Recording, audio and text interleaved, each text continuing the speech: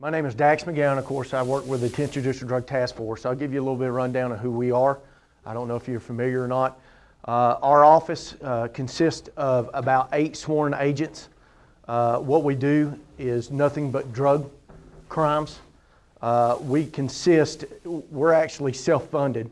Most of your drug task forces in Tennessee are not. They're contributory, which means they come from the police, sheriff's departments, and things like that. We have just now recently went to that.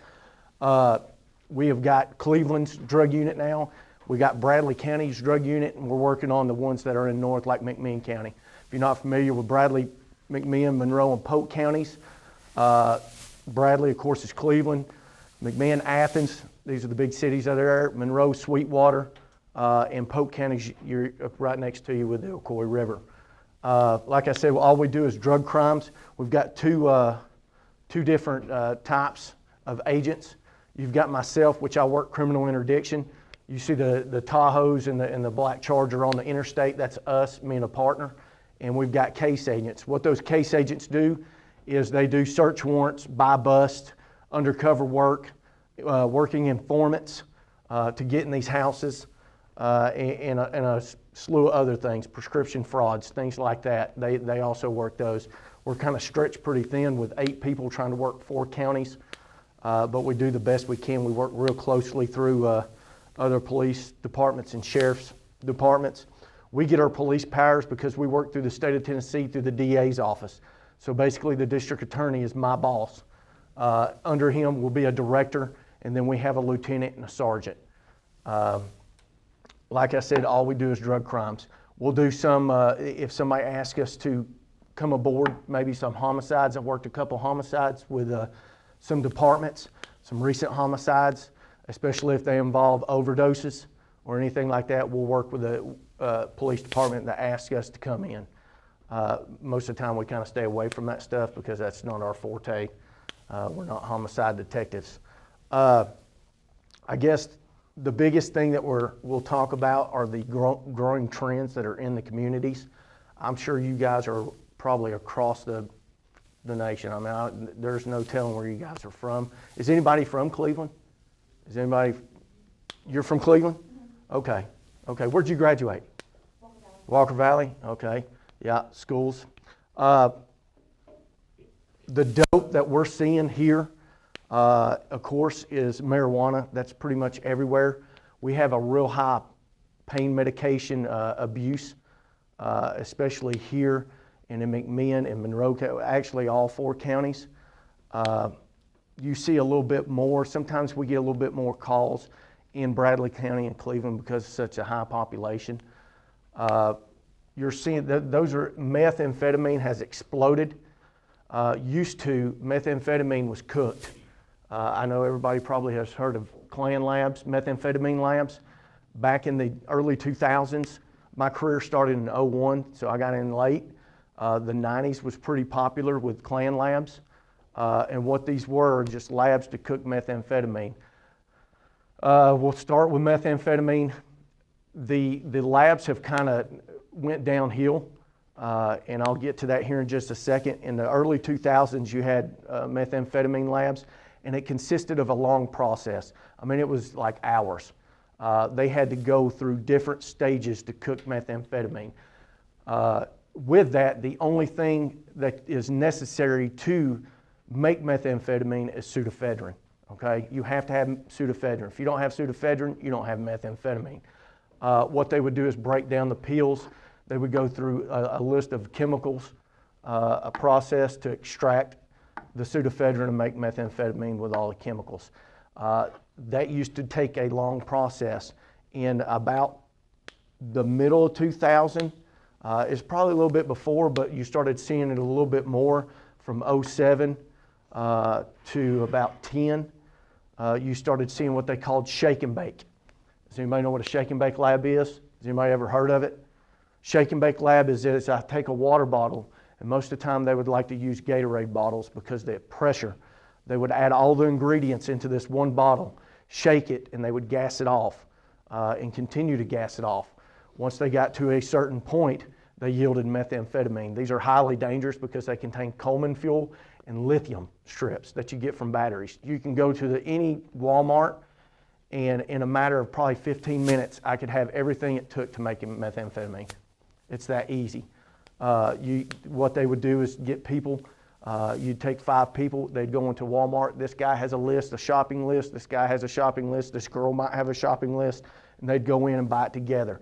They would take a dummy and run through the pharmacy to get your pseudoephedrine. Of course, you got to sign for it. You're only allowed a certain amount in the state of Tennessee, and that amount has went down. So, they would just continue to buy pseudoephedrine. You take 5 people, and that person bought this month, this person bought next, this person bought the next, and so forth, so they wouldn't get busted. They try to stay under the radar. That usually didn't happen because their addiction got them, and they would get busted because they would continue to buy so much pseudoephedrine.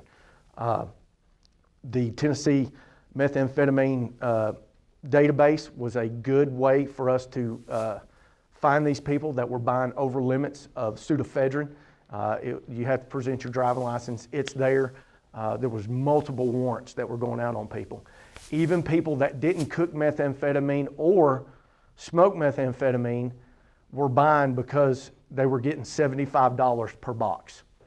So you pay $10 for a box, in the turnaround you get $60, $65.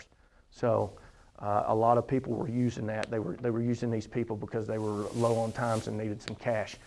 Don't ever buy pseudoephedrine for anybody is all I can tell you. Those were the shake and bake labs, and they kind of went off the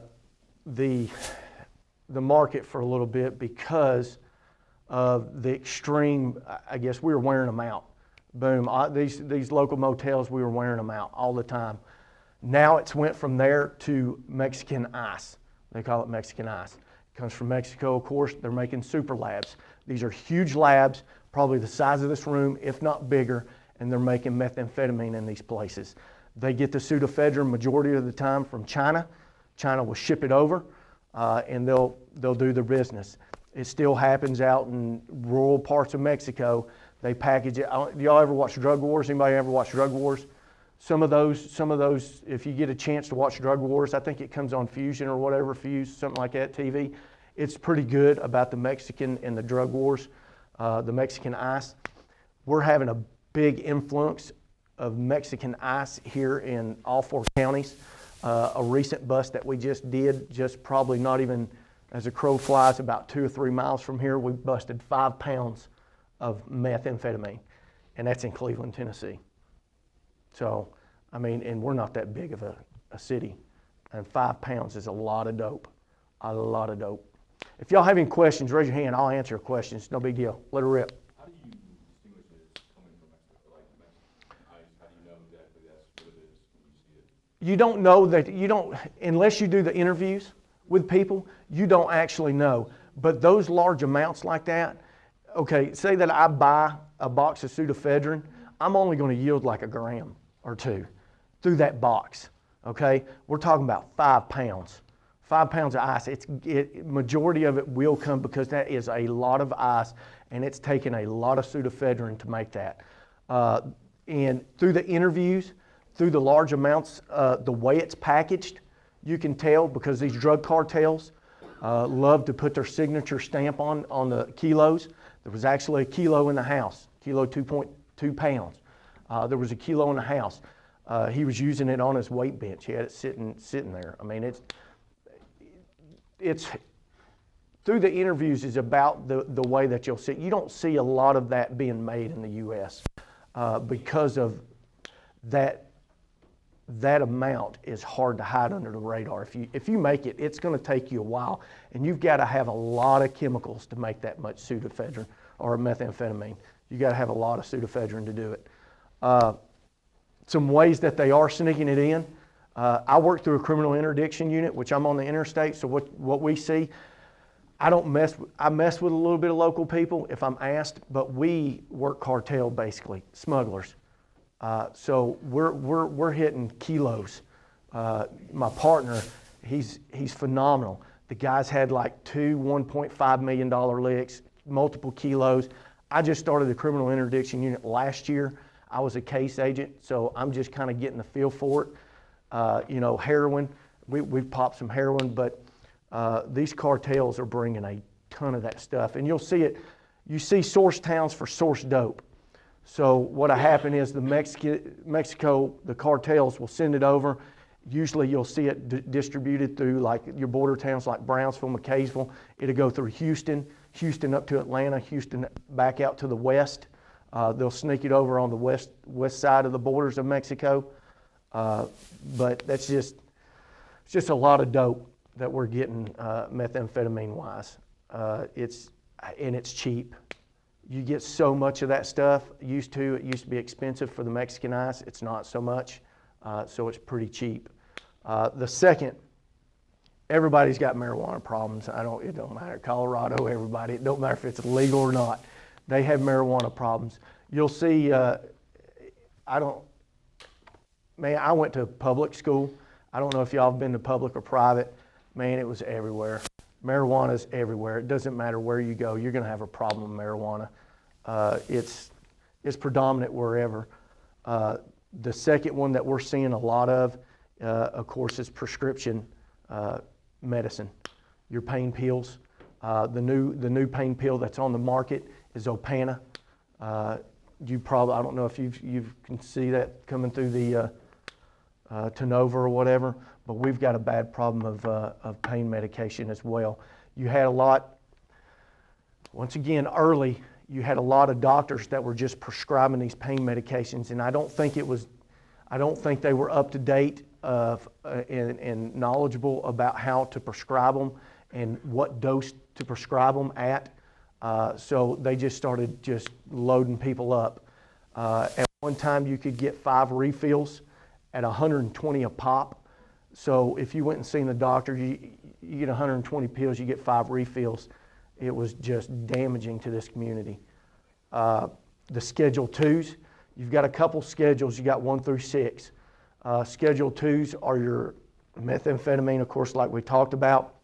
But on pain medication, you've got your Opanas, your Oxys. Hydrocodone has just went from a Schedule 3 to a Schedule 2 because of the being so addictive and people just abusing the hound out of it. And then you start going down, a lot of your 4s are Xanax, things like that. But your Schedule 2s are primarily what we're seeing out on the streets that are just eating people's family homes, everything alive. Let me ask you this. Somebody in this room, I'm sure at one point is going to be affected by dope. Whether it's marijuana, whether it's pain medicine, whether it's methamphetamine, crack cocaine, or anything like that. You'll be affected somehow. Your family will be affected by somebody. So it's just not, when I say that is pain medication doesn't discriminate. You've got doctors and lawyers and high up people that are getting addictive. Even in police departments, man, there's high up people in police departments that get addicted to this stuff. So if you do end up getting prescribed, be careful with it because these are good people that get addicted. So it doesn't discriminate. It don't matter who you are. They're really highly addictive, and I'd suggest if you get them, take it as needed. Cocaine, crack cocaine, we're not seeing that much around here anymore. It's kind of went down. Used to the days we used to go buy crack all the time. It was pretty predominant, but it's kind of went down. Heroin, maybe see it every now and then. It's not big right now. Chattanooga, huge. Knoxville, big. Up north, it's just tearing people apart. Because of that, the pain addiction and the pain medicine that was prescribed in such high volumes, now the government has kind of put stipulations on people. It's hard to get pain medication, so the cheaper alternative is heroin, which morphine and things are just synthetic heroin. So that you're getting a lot of users of heroin. We're seeing a lot of it come through and go up north. There's a lot of drug bust on the interstates right now with heroin. Heroin's bad juju, man. You start getting a community on heroin, it's bad. It's bad, because most people, I don't know if you ever heard the term of banging. Banging's where you needle it, you shoot it. That's pretty much what they do. Heroin, most of your addicts, they might start off, smoking or whatever, but they're going to end up shooting, trying to get that rush. So those are pretty much the top ones that we've seen, is just the marijuana, of course, methamphetamine, and the pain medication. Those are the top 3 that we're seeing in our community right now. Has anybody got any more questions right now? Let her rip. I know you're on the interstate and you see probably thousands of cars a day. Oh, yeah. How do you pick out what cars as a drug task force? See, you're asking my secrets, man. I know. I'm just kidding. No, it's really hard to, when you try to explain that, because a lot of people have a very misperception that we're up there just pirating people, stealing people's money. That's what we do. We steal people's money. And it's not necessarily the truth. To see somebody come through, have you ever been speeding? What do you do when you see a cop? You slam on the brakes, right? And when you drive by, you look like you've just used the bathroom, right? I mean, because you realize that you're in the wrong. Now imagine you carrying 25 kilos of cocaine and you come by me. Your reaction's going to be 10 times different, whether you know it or not. Your brain's a powerful thing. Your mind's a powerful thing. And it's going to trick you. You're going to think you're fine, but you're probably going to go by me like, yes. And that happens. It happens all the time. Do I necessarily think that guy's, he's got dope? No, I don't. But that is a reaction to my presence that draws my attention. So I'm going to investigate that. The way we investigate that, of course, is I'll do a little bit more further investigation to see if he's freaking out that bad. Whether they're speeding, we'll stop them for speeding and get there and do an interview. I ask them a couple questions to see what their stories are. Okay, see if there's 2 people in the car. I'm gonna see what your story is. Okay, I'm gonna find out why you freaked out on me, why you came by like you just seen the devil. And sometimes it's just people speeding and they're sorry, and that's fine. But sometimes it's people that's got loads of dope, or they got 100,000 in their trunk that they're bringing back from their organization up from wherever they're at. It's multiple factors, but you don't know who to pull over. Sometimes you'll get calls from people, maybe the federal government, and you can go that route. There's a lot of people that do that. That's why a lot of interdiction units are like that. But there's a big misperception about it, and there's a big talk about criminal interdiction too. It's a touchy subject for a lot of people. It really is, because people think that we just go up there and start taking people's money, and that's not necessarily the truth. When you get a guy, when people see that you hit $1 million or something like that, they're like, I can't believe they took it. Well, listen, who rides around with $1 million in their trunk? There's only a couple people I can think of. Maybe somebody just won gambling, maybe, but most of the time it's cartels, because the guy that's driving is going to say, man, I didn't even know it was back there. He's going to disclaim the money, and you're going to see the trail. You start doing investigations on the people, you're going to find out where the money came from, and all the time it comes from dope. Did I answer your question? Yes, sir. Okay. What about 18-wheelers? 18-wheelers? There's a lot of dope being hauled in 18-wheelers. A ton of dope. You're missing a buck. If you ain't stopping 18-wheelers, you're missing a buck, because that's a lot of room to hide a lot of dope and a lot of money. You can hide it. They're hitting 18-wheelers left and right now across the United States. California's lighting them up. California gets a lot of dope. In those towns that are in between there, Nevada and all those rural towns where you've got interstate, maybe a car passes about every 5 minutes, and then that 5 minutes that guy comes by and he's like, yes, right here. They're getting a lot of dope over in the Midwest. But 18-wheelers are a lot. What made you want to do this job? What made me want to do it? I was bored. I was a dishwasher. No, I started in 96. This is funny. In 96, I went to the Youth Police Academy at Cleveland. thought I was top stuff, man. I went to the Youth Police Academy. I don't know why. And I had a mentor that whenever Bradley High, they had a program they just started, and it was criminal justice.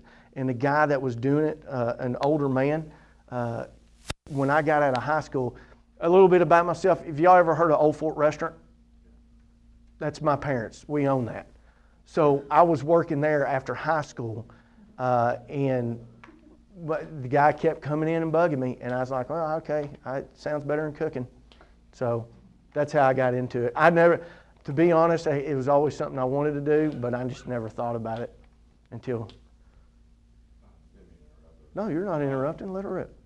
So you phone people, or you're not a traffic cop. Do you work with the state patrol? I'm not a traffic cop. You're right. I'm not. I do write citations. I do enforce those. I don't make reports. I don't do rec reports. The last one I did was probably in 2007. So if I sent a traffic report, I'd have no idea what it was. But I do still enforce traffic laws. That's probably something good for us, is that we don't have to be bogged down by reports. I still write tickets, man, to people that deserve them. Okay? I hate getting tickets. I'll go ahead and tell you, I hate getting tickets. I got one in a patrol car in Chattanooga. I turned right on red at like 2 miles an hour, and that camera got me in a patrol car, and they mailed it to the city. I started with a city in 2001 to 2006. I was with the city of Cleveland. I was at a SWAT school down there in Chattanooga, and the 2 mile an hour got me, and it was $50. So I'm like, I don't like getting them, but there's a lot of people that act stupid on the interstate, and that's too high of speeds to be acting that ignorant on the interstate, because you can tell. I mean, we've had wrecks and deaths like crazy in Bradley County. Bradley County was getting to eat up with fatalities for a while. But with our presence out there, since we've been out there for a year, we've only had, I'm gonna say, less than 5 wrecks while we were working.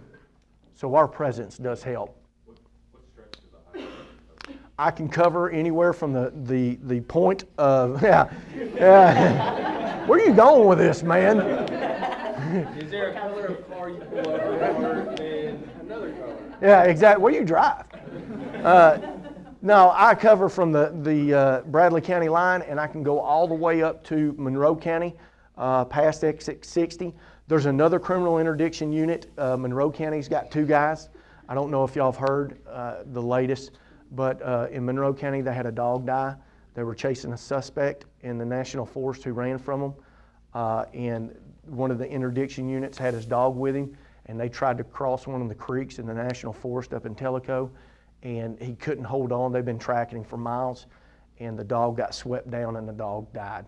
And that happened last week. It was a great dog, great bite dog, but that's just one of the dangers. Luckily it wasn't the deputy, it was the dog. I hate to say that, but he had to let go of him. But they have a criminal interdiction unit that starts in Monroe County. McMinn County doesn't. We do. Bradley County got rid of theirs, and Polk County does not. So. No question. I was just wondering, because you said you had 8 guys that work in your We do, yeah. Most of them are case agents. Like you said, it's just me and another guy on the interstate. The case agents involved do undercover work, which I was a year ago. They do undercover work, your search warrants, and informant buys, and we'll go over that. I'm glad you asked that question. What a case agent does is work informants. Okay, say that, and the way we get informants is a couple ways. We'll get somebody that's just mad at somebody. This person just can't stand this person, and they'll call us and they'll say, hey, I want to buy dope from them. They're selling dope. And we're like, hey, all right, that sounds good for us. We'll pay you $100. So they come in, we sign them up, and we do our thing. I can't really go over how we do it. There's multiple ways that we do it. But what we do, of course, anything, we wire them up. It's not no 1800, they got that big thing sitting here with, like this right here. It's not this, where they come in, it's like, hey man, what you got? It's not that. We've got a little bit more high tech than that. Used to it was. It was hard trying to hide these wires. It was like this, no joke. I mean, you're hiding under the underarm or something crazy, but now it's a little bit more sophisticated. Other ways are, I say that I bust somebody with a small, this is just the way the world works. And some people can't stand this, but sometimes it takes a demon to catch the devil. Sometimes somebody gets busted with a small bag of dope, and we flip them. And what I mean by flip them, we take them, and they say, I want to help myself out on my charges, and that way we use them to work. Do they get completely off? It just depends on how much work they do. That just happens. Some people deserve to be in prison. Some people have just got a problem, and we realize that. We flip them. We can flip them there. We can flip them later. But we're trying to make our way up that food chain. Those are the primary ways to catch a person. We get information all the time, which is great. If you have any information, I'll write our number on there. But what we do is we pay these people. If you're working off charges, you don't get no money. That's just the way it is. You're going to work your charges off. And a lot of people are up for that because here's the thing. If the guy that he's telling on, I'm going to go ahead and tell you, it was in his shoes, and 99% of the time, he's going to tell on him. And that's just the way the dope game works. It's not an honor system. The dope game is not an honor system. They steal, kill, and destroy, man. That's all it is. Most of your crimes that happen, like your homicides, are either over dope, money, or love. And most of the time, they're all together. But another way is, once we receive information, we can set up on people. We do a lot of surveillance. Nobody knows when we're coming. They drive just regular vehicles like y'all do. We change them all the time, so it's very hard to pick us out. You can see some of them because the new guys that you get, they look just like police, like they just came out of the academy or something. But the seasoned guys, they're just old and gray and got bellies and everything else, but they're good dope, good narcs. The search warrant wise is whenever we do buys, we establish probable cause. In the state of Tennessee, you have to have probable cause to get a search warrant. Once we get that search warrant, then we pretty much have a signed document to violate your Fourth Amendment rights. And it's by a judge. And that happens. We knock your door in, we come in, and when I say we search everything. But we get to that point utilizing, of course, informants. We can utilize our own self. If I come up to your house and I smell dope, and easily enough, you can smell methamphetamine. People say, oh man, how do you know it's methamphetamine? Well, methamphetamine smells like methamphetamine. That's all I can tell you. I mean, it's just a distinct smell that I've smelled over the years of people burning it. Marijuana is the same thing. You can smell those items. If I go up to your house and I knock on your door and I smell marijuana, I can lock your house down and get a search warrant that way too. Okay? Same thing with your vehicle. Your vehicle is totally different than your house. Okay? If I stop you and I smell marijuana, I don't have to have your consent. I'm going to search your ride. That's just the way it is. And I think that's I don't know about Colorado and stuff, these places that have passed the laws of marijuana. I haven't talked to these people about if they smell marijuana, because at a certain amount, it becomes illegal. So if I smell weed, how can I tell you that's a pound or an ounce? You know, so I don't know about that. But the informant, the smell, and trying to think some other ways that I can get in your house. Go back to the call, okay? So like you don't have to have probable cause. Like if I'm speeding, If you're, yeah, I'm if sorry. I'm speeding and I look nervous, which I would be if I was speeding, in my little white convertible, which probably wouldn't make you. Yeah, I probably won't think too You much. probably But, wouldn't think no. so, yeah. But do you have to have probable cause to search my car?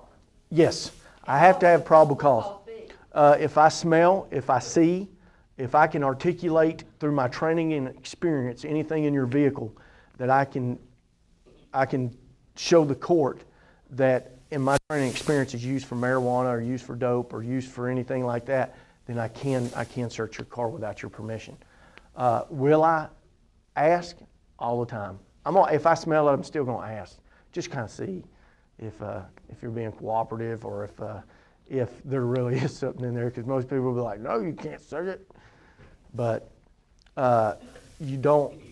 Now, if you say, now there are times that I've pulled people over, you don't smell anything or whatever, and you ask and they say no, and I wrote them a warning ticket and they drove off.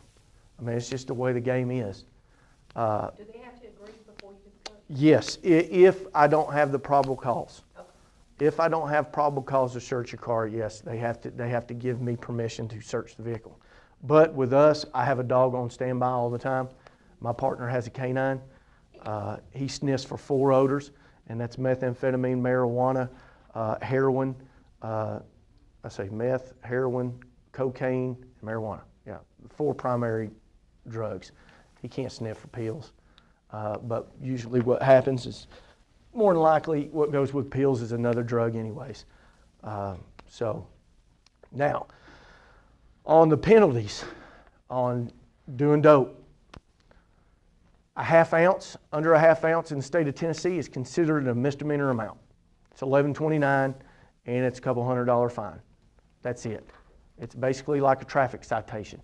I can write you a citation for a misdemeanor amount. Actually, I can write you a citation for a misdemeanor amount of anything, whether it be crack cocaine, methamphetamine, or any of the drugs. It's considered a simple possession. If I can't prove that that drug is going to be used for resale or you're delivering that drug, then it's a misdemeanor amount. It's your personal use. Now, marijuana, once it gets over a half ounce, it becomes a felony. Okay? Some people can prove that they smoke an ounce of marijuana. Literally, they can. There's a lot of people that smoke weed out there, and there's some people that probably could smoke an ounce.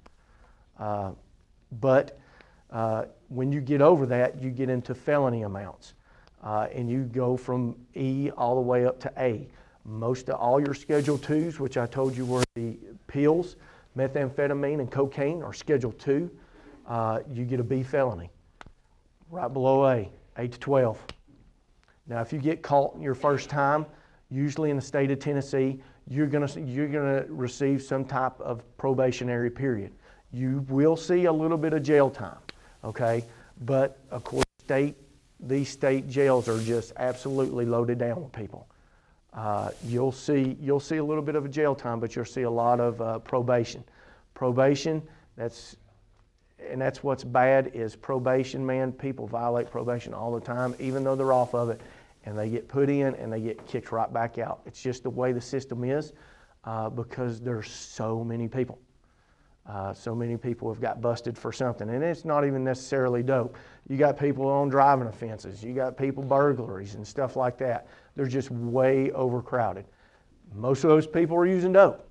They probably didn't get caught with it, but they got caught with something else. So the penalties are a little bit stiffer when you get to crack cocaine and methamphetamine, though. The pill penalties haven't got to that point. I can see them probably later on getting to that point. Heroin is a Schedule I, and that's an A felony.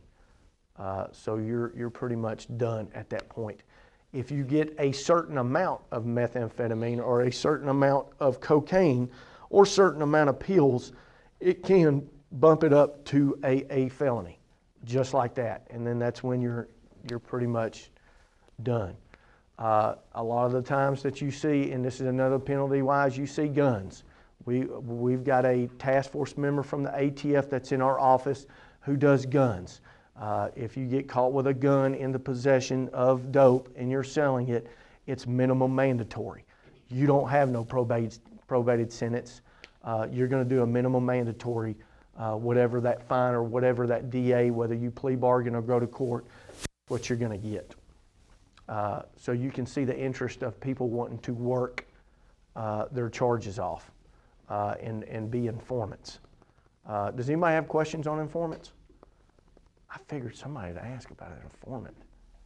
Anybody has any questions? Does anybody want to be one? No, I'm just kidding.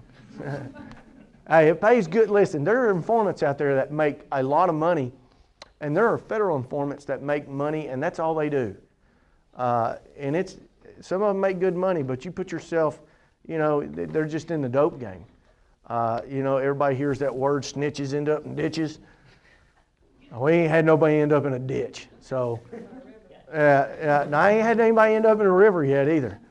But yeah, every time you ask them, it's like, man, snitches end up in ditches. I'm like, no, not yet, not yet. So, but does anybody have any questions on? Let's go back to misdemeanors. Okay, that would be on the TBI background check if they were applying for a job, right?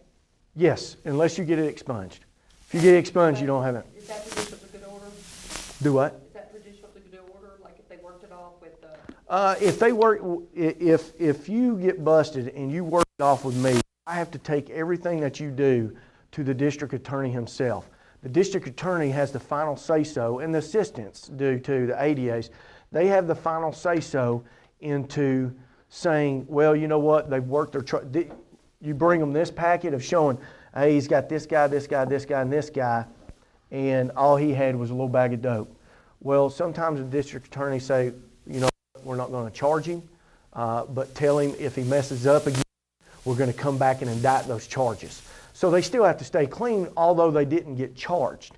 Now, sometimes they do end up charged, and depending on if they get a judicial diversion, which if you don't get in trouble for a certain amount of time, usually a year or something? a year or something like that, it goes off your record. It's expunged. So that would not be on a TBI background check? No, Okay. no, What I'm you'll have. saying is, like, if you're applying for jobs, they will do a background check for most of it. Like, if you're gonna be a teacher or work for the state government, or most, they'll do a TBI background. Let's hope they do, right? But if you've ever been arrested, you need to disclose that it's on. Yeah, because are some police that have been arrested, that got theirs expunged, and of course, police are going to find out about it, and they've been fired. So I would still disclose it, even though it's something that, and hopefully none of y'all get arrested or anything, but let's hope not, right? Huh? Working on it. Yeah, working on it. The next thing is, I talked a little bit about state court. Does anybody have any questions about state court? Like the fines and penalties and what the process is? Process is, if you get arrested, you go through, you get bonded out. Sometimes it's a big bond, sometimes it's not, and you have to return. Now, I'll tell you this, I'm trying to hurry up, but if you get busted through General Sessions Court, there's two courts, General Sessions Court and Criminal Court. Misdemeanors go through Sessions Court, okay? Felonies can go through Sessions Court, but they have to be bound over to a grand jury. What happens is, if you get charged with a felony, you have a right for a pretrial, okay? We can have a trial, and the judge has to establish that I had probable cause to arrest you, and he will kick it up to grand jury. If he doesn't, it's squashed. You're done, and you're out the door. That doesn't mean I can't re-present it and bring it back through Sessions Court once I get more information, but most of the time that doesn't happen unless it's a big case. But all your misdemeanors usually are discussed and done through Sessions Court. Once you get to criminal court, that's where all your felonies are handled. There's two judges. You got Judge Andrew Freiberg and Judge Donaghy that cover all four counties. So they've got all four counties. Your Sessions courts or your court-appointed judges that you will vote for in each district that you live in or each county. All right. Now I got 5 minutes. Yeah, go. What was you at the courthouse for? I'm just kidding. Wait. I'm just kidding. Yeah. It's always a friend. It's always a friend. I'm just kidding. Go ahead. A lot of the people that were, in there were for marijuana, possessing marijuana or trying to sell it. Mm-hmm. And I noticed that most of them were Hispanic.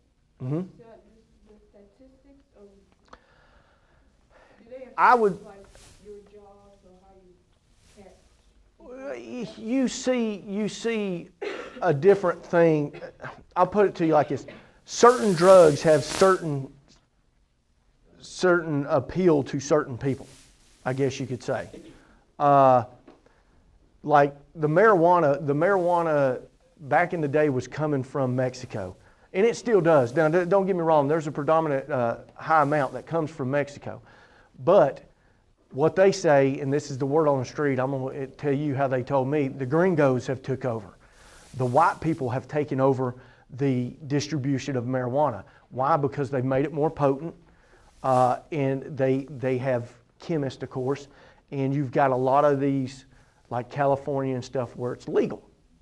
So they grow it more, so they don't have to depend on Mexico for the wheat. So it went from a Hispanic population to the white population to growing. But different drugs, they don't discriminate. Anybody can use them, and you see everybody. It doesn't matter what race or whatever, male, female, anybody. Everybody uses it. You know what I'm saying? We don't see that, but you do see kind of you'll see a certain population maybe use more of this type of drug. Like, I mean, the stigma. When everybody used to think of meth, they thought about a trailer trash, I'm just going to be honest, with no teeth, sitting outside using methamphetamine. That was the predominant perception of everybody. I'm not saying anything that nobody probably ever thought. But that's still, even on TV, that's still, if you've ever watched Breaking Bad, that's still the perception. It's not anymore. And it was at one time, in my experience, all we had was a predominant white people, low-class people making methamphetamine all the time. It was hard to see a Hispanic population doing it or the black community doing it, but now that it's came out and Mexico realized, these Mexican cartels have realized they can make a ton of money on ice, they have took over the game. So you don't see the shake and bakes anymore, and it doesn't matter if you're trailer trash or whatever. And now we're seeing, which in my experience, we never seen this. You're seeing a lot of the black community dealing it as well as the white community and as well as the Hispanic. So what's happening is the Hispanic population is bringing it over, and you're not seeing just one like you used to deal it. That's it. But on the weed thing, it's everybody. Weed's weed. It's just who can access it the quickest, I guess. I did in high school. I did. Telling yourself. He's stuttering, ain't he? I'm just kidding. I was with. I was in criminal justice, and I was doing like ride-alongs Mm-hmm. with the county, and when they pulled people over to search people's cars, they needed 2 people to search cars. You guys have to do the same thing as well. I do that just for safety because there's a guy that ended up getting smoked in the back of his head on the interstate. Very good interdiction agent. He pulled him over, didn't have backup. He thought he would just pat him down and search his car, and while he was, the guy came behind him and shot him in the back of the head. So more of a safety rule is, 2's better than 1. Have I searched people's car, just me? Yeah, I have. But most of the time, if that happens, I've almost come to a point that I've strip searched that person to make sure they ain't got nothing on them. Usually if I do that, I'll do it with them in cuffs, and I've already got something on them, like the car smells like marijuana. I can detain you at that point. I've detained them. I haven't arrested them, but I've detained them to further my investigation, especially for my safety, if I don't have anybody there. But yes, I have, and there's people that do. Am I supposed to? No, I'll just go ahead and tell you all myself. I'm supposed to have 2 people, but sometimes there's just that instance where you don't have it. The Polk County, man, they only have 2 people working sometimes, one above the mountain, below the mountain. And that's 400 square miles that they've got to cover. Do they have backup? Their closest backup's like 25 minutes. And that's today, that's 2016, that's still happening. So, it just depends on some people's policies. I'll tell you real quick, we'll go into the federal system. Federal system's legit. It's legit. You get busted with dope and you got high amounts or a gun, you're gone. That's all there is to it. We work closely with the district attorney's office down in, it's the eastern part, the U.S. Attorney's Office down in Chattanooga. We work very closely. We do a lot of conspiracies with them. I wish I had a lot of time to tell you about conspiracies. Look it up. It's just 2 or more people in an agreement to do something. Sometimes it goes up to 28 people. But they put the hammer down. If you get arrested in federal, if you get a federal indictment on you, your sentence is 85% of whatever you have to do. I sentenced a guy the other day to, I think, 33 years. He has to do 85%. Doesn't matter if I caught him with about that much dope or if I caught him with that much dope. His criminal history absolutely filleted him, so he is gone. But the federal system's 10 times stiffer than the state, so don't ever get arrested, but if you do, make sure it's not federal, okay? So go ahead and tell you, it's bad. So, does anybody have any more questions? Something I can answer? And